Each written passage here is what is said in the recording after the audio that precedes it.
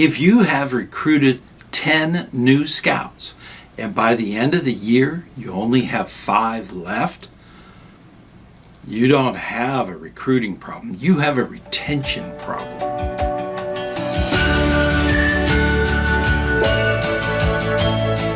Hey, ScouterStan, let's talk about the recruiting retention issue.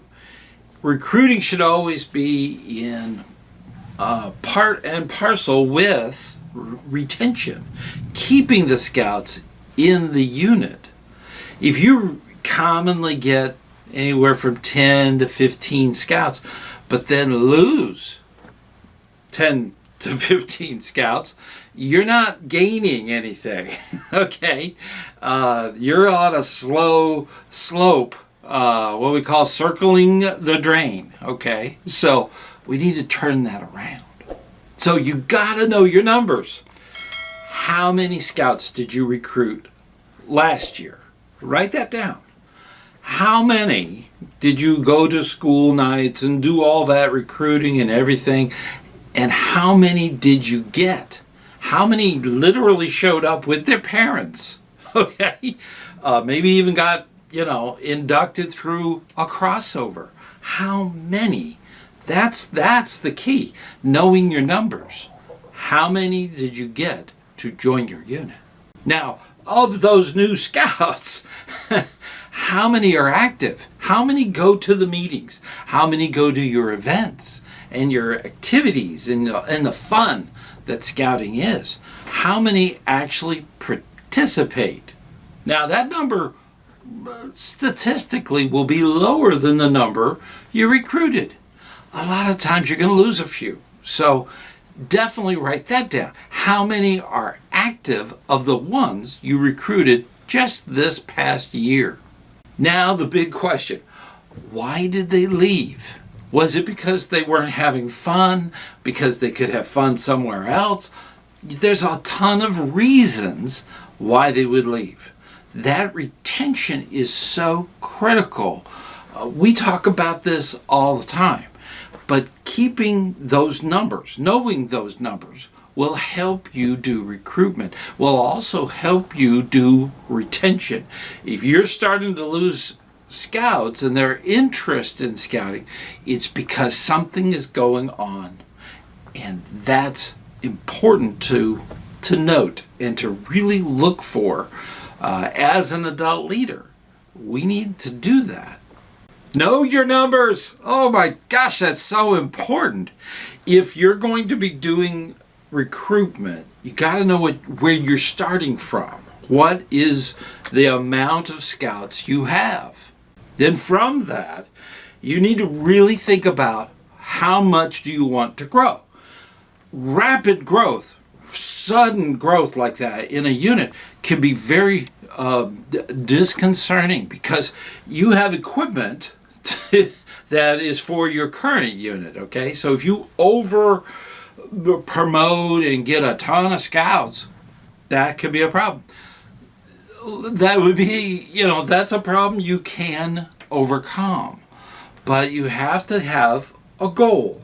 And there's many ways to recruit. Now, one of the big numbers you have to know is how many scouts are going to naturally move on and away from your unit. If you have let's say for instance you have a troop and you have some 17-year-old wannabe Eagles, okay, and they're gonna what we call age out. You need to have that number in mind.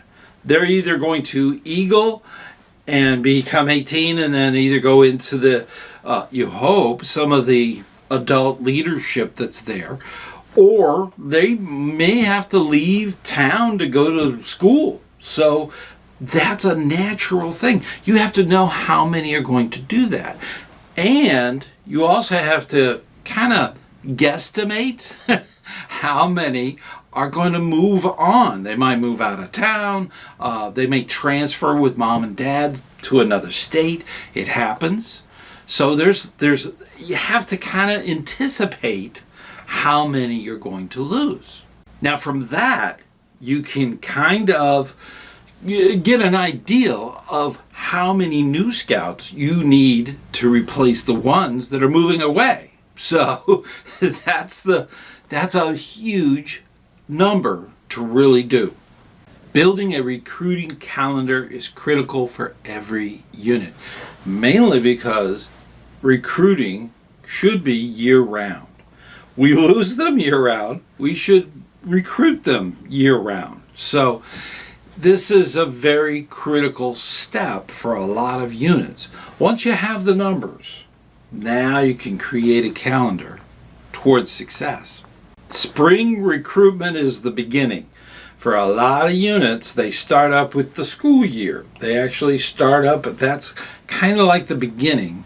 For almost every youth group, that's kind of the beginning, is the school year. After the summer break, you have, all of that stuff coming up, and that's that fall thing that they do. But you have to think of the seasons, whether it be, spring or fall or the winter time. You have to have some kind of plan thought about. Now, a lot of packs think of that recruiting only happens at school nights or back to the pack. That's at the beginning of the school year. Yes, that's kind of the beginning line for a lot of units. The summer time break is over and it's time to get back into whatever scouting calendar you have. But typically most units use that as the beginning. And this is something that is critical to keep in mind, is that recruiting should be done at every single season. You should also have a recruitment team that has developed all of the necessary things that are needed for the recruitment that's going to be coming up. You have to have all the flyers and all that stuff. So back to the school, back to the pack, back to the troop, crew, whatever. This is something that you're going to need. You need that team to be ready. Now, once the year has kind of started, the Webelos, and especially the Arrow of Lights, are kind of completing their process, achieving their rank. And when they start visiting troops, that's when troops should be ready to receive. They should have a recruitment team also. And that recruitment team will have all the flyers and all the information for the parents. Be ready for that now. That's year round. You should have that available. Constantly updating that printed material. And don't print a whole bunch. Print your normal amount, but that way you can kind of keep it up to date each time you print it off. That's one of those things that you have to kind of think about your numbers and think about how many you're going to need, how many parents are going to need that information. Now, during the winter time, that is a wonderful time to have scouts invite their friends to come to an event. Usually food would be involved. That's a good one. Camporee, you can have guests come with your unit if they were just trying out camping. That's a wonderful way to kind of tell them the kind of adventures that you have. That's a wonderful way to get friends, the peer-to-peer, to start coming in. And that recruitment needs to be supported by, of course, the recruitment team. Now, when it comes to spring recruiting, that's when you have to come up with something unique. It can be a movie night. It could be something interesting that the friends can invite a friend and so on. And that it's a way to get the exposure there for that spring recruiting. You got to come up with something, and there's a lot of different ways to kind of promote. Now, in the South, we have parades and things that happen in the spring, and that's an awesome time to really get out the scouts out there and get them involved. It could be all kinds of things. It could be simply just running a booth at events. It could be something where there's an actual parade or a ceremony. There's tons of things out there that kind of bleeds right into the summer schedule. And for the younger scouts with the Cub Scouts, they're kind of ending their year, the crossover's done and all that's, they're kind of wrapping things up and they're going to be going off to day camp. Whereas the troop is wrapping things up and they're going off to summer camp. So that visibility just before that is critical. So in essence, you need to develop an entire year of recruiting to meet your goals. Assigning ownership is critical, especially for the advancement team. Make sure that the team is organized and ready year-round with applications, with information, with forms, the hello, how are you materials that you put out. It's so critical that they take ownership of that and don't drop the ball. A lot of times recruitment fails if they're just left alone, okay? There should be a constant mining it, making sure that they're mindful of what's going on there. As far as the committee, they should be one of the teams in their committee is your recruitment. So that a recruitment team, new parent team, that's a critical part of retaining or keeping the information for the scouts and for a very important part, the parents. So it's important that that team takes on that ownership. That is often referred to as the membership chair position for your unit. The membership can be split up into recruiting and retention. So you can have all those things. A lot of times you have your new parents that need a lot of questions answered. That's your retention. So that's your retention part. The recruitment people are the ones that actually go to the events and do the recruiting. They're the ones that come up with the packets. They're the ones that come up with the agendas and the calendars and all that stuff. That's really that team. And your membership chair takes care of that. Another big part of the membership chair should be making sure that there are den chiefs available to go into packs and dens and actually give service. Those are your best recruiters, okay? Don't miss that, okay? Membership should be asking the scoutmaster, which scouts qualify, which ones should we make sure get trained to be den chiefs. Those den chiefs are golden, okay? That is how you recruit and get them to cross over to your troop. It's important that's all working together. Den chief is a position that they need, the scouts, for rank advancement. It qualifies. So this is it's a big deal, and it should be kept in mind, especially with membership working with the scout-facing scoutmasters, assistant scoutmasters, and so on. Troop guides are so critical to the actual troop. A lot of den chiefs go from being that contact person at a den meeting in Cub Scouts for the troop, so that when they cross over, they go to the troop that the den chief was from.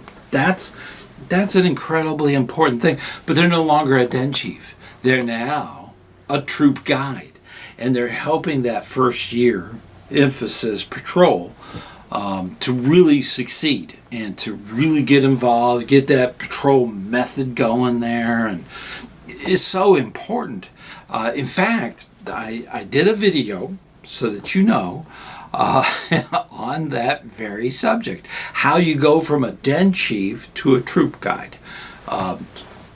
There it is. Check out that video when you get a chance, And that will fill you in on a lot of the information of that troop guide, troop trainer. That could be another position. There's all kinds of things you can do. So definitely check out that video. Hey, before we go any further, I want to make sure that you know that you're personally invited to come to the Campfire Chat. It's a live meeting we hold on the very first Sunday of each month, starting at 9 p.m. Please join us with your questions, and we will answer those live on the show. In addition, I want to also thank all of the Patreon supporters that are helping support what we do here. Also, if you want to get directly involved with the channel, we have a membership. Hit the join button and it will give you more information about how to get involved in supporting what we do. And in that, here's a list of all the people that are continuing their support of our channel.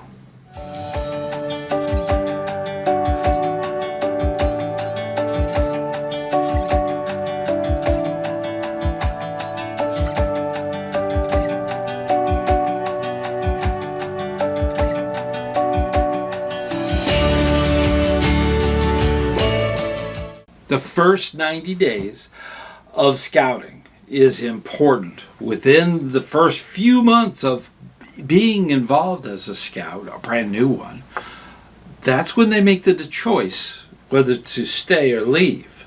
And there's certain things that have to be done. That just have to be done. The first would be did someone greet them and introduce them to everybody? All of the committee members, all of the scout-facing leadership, all the den leaders, all the cub master. If you're in a troop, it would be the scoutmaster, the assistant scoutmasters. That's so incredibly important that new parent is introduced. The parents want to know who to contact, who to find out information. If they're getting sketchy information from their youth, they go right to the phone and ask that scout leader. They need to be introduced. Now, in a lot of troops, they will take other family members and ask them to buddy system with the new parent. So getting matching those parents together, they can kind of answer questions as they go. It might be a little intimidating for a new parent to ask the committee chairman some questions. But having a buddy, they say, hey, do I bring this up? Should I say something about advancement? Should I say something about, the different youth dynamics? That's something that they can ask their buddy. Now, that would be fine for the beginning. A lot of times, it's later that they need these things. So it has to be welcoming. You should take your parents that are waiting for the youth meeting or the youth den thing that's going on. They may have a place that they can meet together. Usually it's around the coffee pot, or somebody might bring in donuts or coffee cake or something. I'm just saying that that's a possibility. And then keep that going for the parents so that they are not disruptive or in the way of a youth meeting, especially for a troop or a crew. Now, in a pack, you might want to keep them in the den. For the pack meeting, that's a big party. So that's something totally. They're definitely a part of that. But when they get into a troop or they get into a crew or a ship, they're kind of independent. So they need to be in the back. A lot of times in the back of a lot of meetings, you'll see parents stuck on their screen just going through and entertaining themselves. Make sure that they go into an area where they feel welcome. Well, they're going to have a cup of coffee and sit and chat and talk. Such an important thing. For us adult leaders, that's also a pool, okay, of people you can ask to do simple tasks. And that's a wonderful way to get these simple tasks out of the way so that you can do more intense things, like check canoes or something, inventories of materials, or putting together packets of materials for another pack meeting or something. Or a den meeting. These are things that we can do to make it more friendly. Parent retention is scout retention.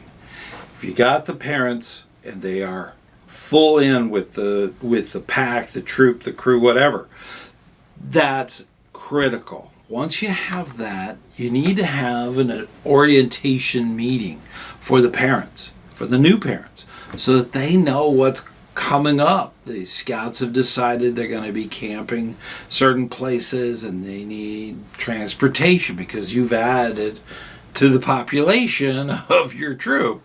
You need to get those parents to kind of help with driving and being able to do things. So that orientation meeting is absolutely critical. Parent mentors, this is something that's that buddy system. Different mentors. You can match up parents, vintage parents that have been with the troop or the pack or what have you. They've been with the unit for long enough where they could really help the new parents. And that's a great way to kind of have them mentor those parents and really find out more information. That's a great way to get them incorporated into your committee or into the scout facing end of whatever troop or crew, pack, whatever you got. It's clear to have that good communication. Make sure that the information is there, it's all written down. And that way, if you have a small project, little things that need to be done, like going through all of the merit badge booklets, and they're in the library of the troop, or going through all of the crafts that a den would do. Go through all those, make sure you got enough feathers for the thing you're going to make and enough popsicle sticks and glue and so on, just to get an idea of that. That's a great task to give to new parents. Program quality really drives the retention. That's the big thing. If there's exciting calendar of events that are coming up, with Cub Scouts, we don't worry about it because we've got a great calendar for that. For the troop, for the crew, for the ship, they need to make sure that they have some exciting stuff to really just, wow, we're going to go to, this town that's been around forever, and they have a fort, and we're going to see the fort and camp nearby. That is a wonderful thing, okay? So that gets the scouts and keeps them retained. The more important part of that is the retention of the older scouts. As they get older, there's other things that we have to think about. If they have bought into the troop's schedule and the events and the things that they're doing, they're going to have a better time and they're more likely to stick with it. Now, there is a video about older scouts going. Okay, so definitely check that out. If they have buy-in on the calendar and the things that the troop, crew, or ship are doing, you're going to have success and you're going to retain those older scouts no matter what. It's way too easy just to say, well, they're going to fly out the door as soon as they turn, a certain age. No, they don't. There are units where they never leave. They stay. Even past 18, if they're in a troop past 18, they could go on and be an assistant scoutmaster. That's, and just continue like that. If the program is exciting and you've got that buy-in, you're going to keep them. Conducting an annual membership review is critical. This helps you understand that math of where you're getting your scouts from, what your goals are, and where you're going, and how you're retaining those scouts. This is a very incredibly important part of that membership team. Keeping that involvement, whether it be recruitment or retention or different departments. You could even have a department for den chiefs, okay? That's or troop guides. That's something that can be done. A lot of times that's scout facing, so it's often with a troop, it is an assistant scoutmaster or a scoutmaster that's directly involved. Another big thing is you have to know where you're getting your scouts from. Are they coming from a certain school, a certain organization, something? Where are they coming from? That's a huge question. And you can base it on where it's been successful. Well, we never get any scouts from there. We never get any scouts from that. So you want to refine that. You want to make sure that where you are getting the scouts, you need to get the maximum amount so that they can make it to your unit. So you can razzle and dazzle them and make sure that they stay. So in essence, you need to think about what worked. What's working? That's the important part of recruiting, is making sure that you keep doing what's working.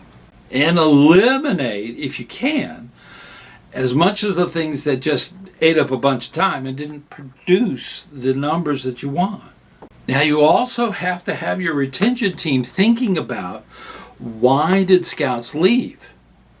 That's the exit interview of the scout and the scout parents is very important. That should be brought up at the committee meeting as part of the report for membership. Having them say, little Billy just feels that scouting wasn't for them, and the parents didn't have the time, or say they don't have the time. That might be the report. It could be something more serious. It could be something very lighthearted, like, hey, he's joining another unit. That's that's been in the report before. So, it might be just something like, well, the older brother was in that troop, but now they can take him to a different troop so that the brothers are separated and they don't have issues. That might be something. There might be bullying going on that you don't know about. This is a great way to find out. So this is very important, that those reasons that they give for leaving should be something that is addressed, and there should be a plan of action to make sure that those things are addressed. And another big part of that meeting is setting your goals. Be realistic. Don't say we're gonna go out and hire a advertising company and they're gonna do a bunch of ads on TV and be realistic. Scouting is very low tech on purpose. Okay. That being the case, be mindful of that.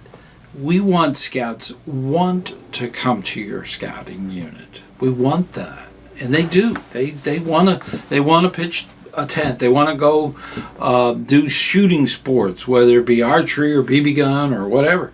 Especially in Cub Scouts, they want to go and do those adventures. That's the big thing. That's your big draw. That's your pull. That's the sizzle of the steak. Okay, get that going. Okay, make sure that that's there. It's there for a troop. It's there for a crew and a ship.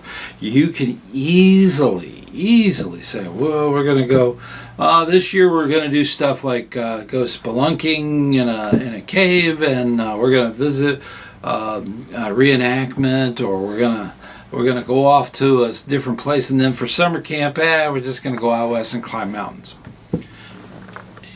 Huge, okay? You could if you put it together and you really have a program, it can make a difference. It can really help your unit succeed. And I think you can do it. Put together a great calendar.